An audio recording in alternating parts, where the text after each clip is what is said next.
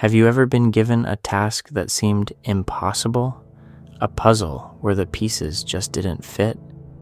We spend our lives trying to fill the void. We fill our houses with things, our calendars with appointments, and our minds with noise. We think that more equals better.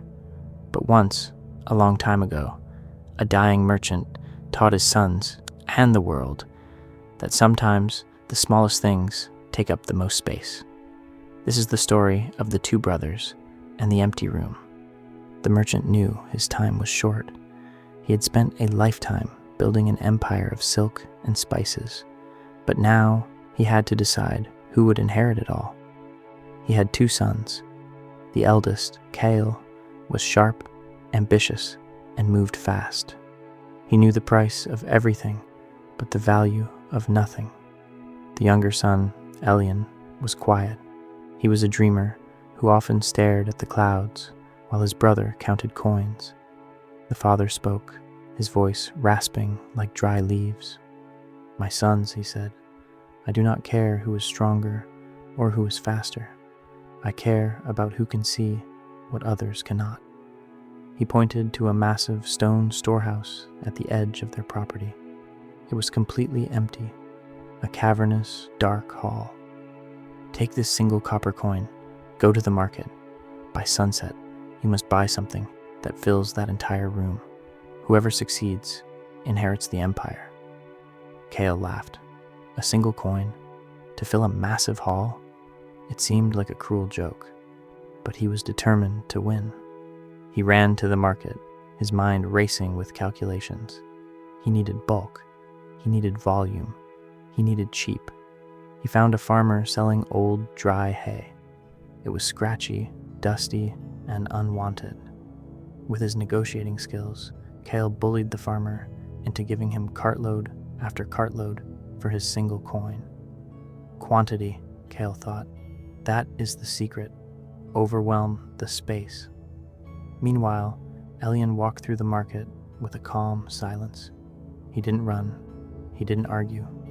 He held the coin tight, thinking about his father's words. Fill the room.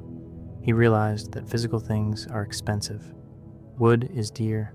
Hay is bulky. Water is heavy. Elian walked until the sun began to dip below the horizon, painting the sky in violet and gold. He hadn't bought a thing until he saw a small corner shop. He went inside, placed his coin on the counter, and put a small object in his pocket. Sunset arrived. The merchant stood at the doors of the dark storehouse. "Show me," he commanded. Cale stepped forward proudly. He threw open the doors. Cale had worked hard. Piles of scratchy straw cluttered the floor, climbing halfway up the walls. The air was thick with dust. But the room was not full. There were gaps in the corners. There was empty space near the ceiling. It was cluttered, yes, but it was not full. The father shook his head. "You have filled my house with junk, my son, and yet there is still so much emptiness." Then it was Elian's turn. He asked the servants to clear away the hay. Once the room was empty and dark again, he stepped into the center of the cold stone floor. He had no cart. He had no bags. "You failed," Cale sneered. "You spent your money on nothing." Elian said nothing. He simply reached into his pocket and pulled out a small candle. He placed it on the floor. He struck a match. A warm, golden glow bloomed in the center of the hall. It didn't struggle. It didn't sweat. It simply was. The light traveled instantly to the furthest corners. It touched the high ceiling. It filled the space between the stones. There was not a single inch of that room left untouched by the glow of that one small candle. The father smiled, his face illuminated by the warmth. "You see," the father whispered, "your brother tried to fill the room with things that perish, but you filled it with something that guides." We often go through life dragging bales of hay, clutter, worries, material things, hoping to feel complete. But darkness isn't driven out by clutter. It's driven out by light. So I ask you today, what are you bringing into the room?